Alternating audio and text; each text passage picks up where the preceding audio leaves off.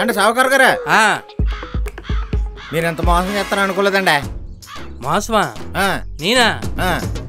ఏం మోసం? అదేంటండి కొబ్బరికాయలు రేటు పెరిగితే నేను వేసిన కొబ్బరికాయలకి పాత రేటు ఇచ్చారా? పాత రేటా? మరి కొత్త రేటు ఎవరు ఇచ్చేస్తాడు నీకు? కొత్త రేట్ ఏంటి? ఇప్పుడు రేటు పెరిగింది చూడలేదండి. నాకు తెలియదు అనుకుంటున్నా, మా ఆవిడ చెప్పింది. రేయ్ ఇప్పుడు నా దగ్గర పెట్టుబడికి డబ్బులు ఎట్టుకెళ్ళి ఎన్నాళ్ళయింది? 5 నెలలు అయింది. 5 నెలలు అయింది కదా. 5 నెలల క్రితం రేట్ ఎంత ఉంది? ఉంది. పాత రేటేనా? దానికి ఏమైనా వడ్డీ తీసుకున్నానా? వడ్డీ ఇచ్చావా? ఇవ్వలేదు. పెట్టుబడి కింద మరి ఆ రేటే వేస్తారు. ఇప్పుడు రేటు పెరిగిన దానికి సంబంధం లేకుండానే అప్పుడు తీసుకున్నానని చెప్పేసి అప్పుడు రేట్ వేస్తారా? మరి అంతే కదా. మరి ఇది బాగా అన్యాయం అండి బాబా. నాకు అలా కుదరదు. ఇదిగో నా కాయలు నాకు తోలేయండి, మీ డబ్బులు మీకు ఇచ్చేస్తాను. సరేరా. అయితే కాయలు తోలేలా? సరేరా.